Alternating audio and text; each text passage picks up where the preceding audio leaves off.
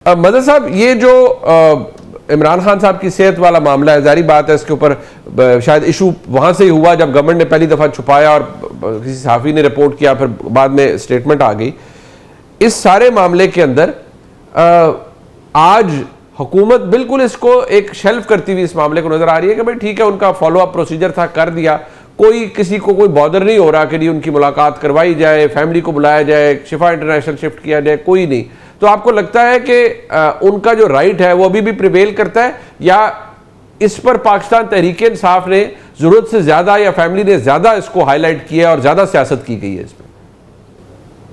देखिए, पॉलिटिक्स तो उसका फॉलो अप हुई है। असल चीज तो बेसिक चीज है ना कि एक आदमी वो है और वो कहता है अगर कि मेरे, और माजी में हमने देखा है कि पर्सनल फिजिशियंस आके देखते थे, इसमें क्या चले आपने उनको एक्सक्लूसिवली नहीं मिलवाते थे, आप उस पैनल का हिस्सा बना देते डॉक्टर फैसल को, वो आके इमरान खान साहब को देख लेते, यानी गवर्नमेंट नॉन इशूज को इशू बना देती है।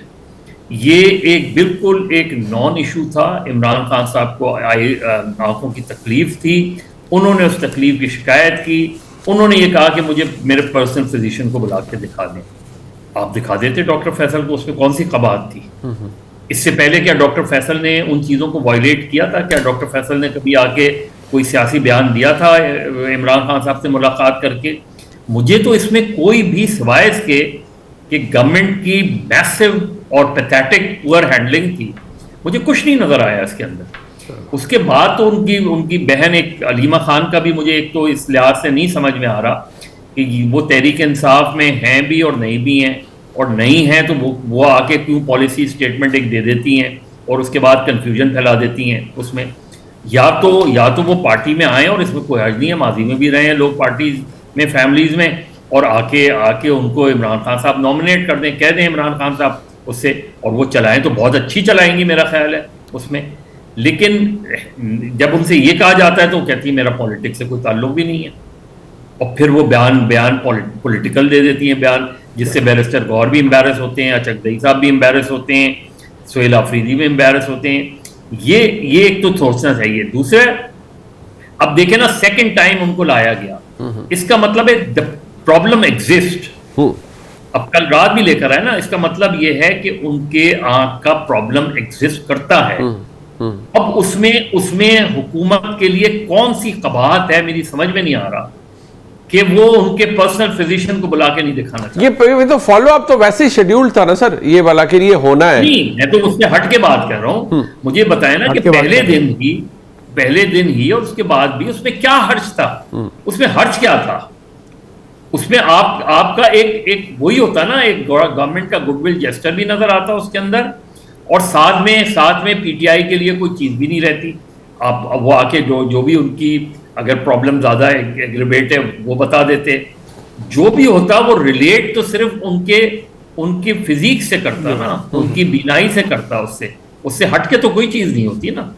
तो उस पैनल का हिस्सा बना देते उनको, अगर उनको सिर्फ उनको नहीं देखना चाहते थे। तो मेरा ख्याल है गवर्नमेंट ने बहुत मिस हैंडल किया है इस चीज को। अच्छा, ये इफ्तिखार साहब, आज इमरान खान साहब की जो हमशीरा हैं, उन्होंने जो साबिक सुपरिटेंडेंट जेल हैं उनके खिलाफ दरख्वास्त दी है मुकदमे की, और अटेम्प्टेड मर्डर की, इक़दाम कत्ल की, अटेम्प्टेड मर्डर, उसकी उन्होंने कहा है इनके ऊपर FIR काटी जाए। इन्होंने इमरान खान साहब के ट्रीटमेंट के अंदर बड़ा नेग्लिजेंस बरती है। बिल्कुल सही किया है। पाकिस्तान के तमाम कैदी जो हैं जेलों में, अगर उनको सहूलत नहीं देता सुप्रीडेंट, तो उनको चाहिए कि अपने अपने सुप्रीडेंट के ख़िलाफ़ इस किस्म की पटिशन करें। ये इकदाम बहुत अच्छा है, मैं इसको वेलकम करता हूँ। इससे जमहूरी रवैयों को ताकत मिलेगी और लोगों को अपनी ताकत का एहसास होगा।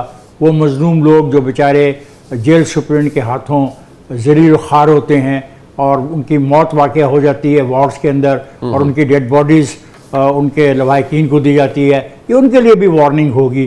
क्योंकि जो पटिशन दायर करने वाली ताकत है, जो पर्सनैलिटी है, वो बहुत ताकतवर पर्सनैलिटी है, उसके पीछे बहुत ताकतवर एक पॉलिटिकल फोर्स खड़ी है। मैं बिल्कुल खुश हूँ और मुतमिन हूँ।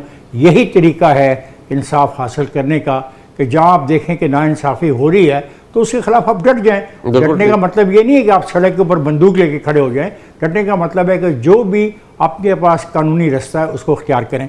अभी हम बात कर रहे थे सुहेल अफरीदी की, एक बात मुझे शेयर करनी है दोस्त आपके साथ कि बैरिस्टर गौर अयूब ने जो कहा है वो बड़ा इंपॉर्टेंट है। उन्होंने कहा कि किसी भी ऐसे गौर खान साहब, बैरिस्टर गौर खान ने जो कहा है, उन्होंने कहा कि किसी भी ऐसे ग्रुप का क़याम जिसे फोर्स कहा जाए, खुसूसन अगर उसके अरकान से किसी सियासी मकसद के लिए हलफ लिया जाए, तो इसे गैर आइनी और गैर कानूनी तस्वर किया जा सकता है और मुमकिन है ये इक़दाम अस्करियत पसंदी के दायरे में भी शुमार हो। अब ये बात कोई मुखालफिन नहीं कह रहे, और मैं बिल्कुल इत्तेफाक करता हूँ मदर साहब की बात से कि ये जो अफरीदी का जो स्टेटमेंट है ये फ्रस्ट्रेशन है, और उनको चाहिए कि ऐसा न करें। वो एक सूबे के वज़ीर आला हैं, मेरा ख्याल he is the youngest chief minister of province, और वो एक नौजवान स्टूडेंट लीडर के तौर पे इमर्ज हुए और उनको पार्टी ने मौका दिया और उनको अल्लाह ताला ने इज़्ज़त दी है। तो उसको बिल्कुल एक दोस्त सही कह रहा था कि पार्लियामेंट में आपकी मौजूदगी है, आप पार्लियामेंट को इस्तेमाल करें। आप बजाय फोर्सेस बना के पार्लियामेंट से बाहर एक नई ताकत का क़याम करके काम करना चाहते हैं, वो अच्छा नहीं होगा। वो मसाइल बढ़ाएगा, मुश्किलात बढ़ाएगा, और ये मसाइल और मुश्किलात का नुकसान बानी को होगा, शायद आपको ना हो। तो ये मेरा ख्याल है कि बैरिस्टर गौहर के बात पर भी सुहेल अफरीदी को थोड़ा बहुत अमल करना चाहिए। अच्छा, ये अतर काजी साहब एक तो इस पर रिफ्लेक्ट कीजिएगा कि बैरिस्टर गौहर खान साहब की बात पे हम इस पर भी ज़रा बात कर लेते हैं, एक मुख्तर सा ब्रेक ले लेते हैं। ज़रा इस पर भी मैं चाहूँगा आप रिफ्लेक्ट करें कि उनकी बात क्यों नहीं सुनी जा रही।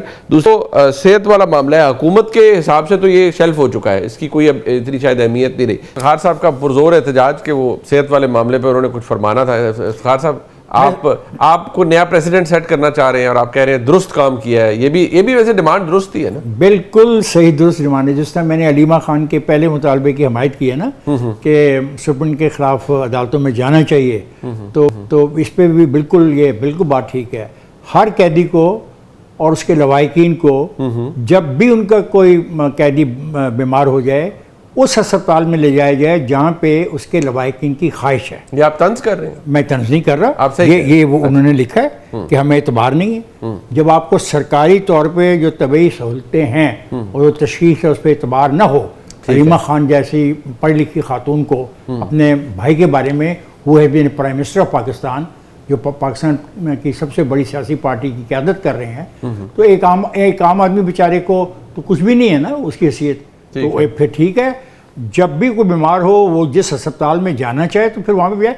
मुझे समझ नहीं आती, मुनीफ साहब आप पढ़े लिखे आदमी हैं, वकील हैं, आप क्यों नहीं मानते कि आईने पाकिस्तान के अंदर लिखा है कि आप और मैं बराबर हैं? बिल्कुल है। जब सहूलतों की बात आएगी, जब जेल मैनुअल की बात आएगी, तो फिर जेल मैनुअल में तो जो ताकत आपने सुप्रीम को दी है, या तो सारा रिविजिट करें जेल मैनुअल को। बिल्कुल, ये क्लास सिस्टम भी खत्म कर देना, B क्लास C क्लास सारा खत्म करें। नहीं, बिल्कुल मैंने लफ्ज़ यही कहा है कि जेल मैनुअल को रिविजिट किया जाए। चारों सूबों के जेल मैनुअल हैं, चारों सूबों के जेल मैनुअल को रिविजिट किया जाए और उनको ज़्यादा अवामी बनाया जाए, ताकि जैसी भी कैदी की ख्वाहिश हो, कैदी की ख्वाहिश के ऊपर अमल किया जाए।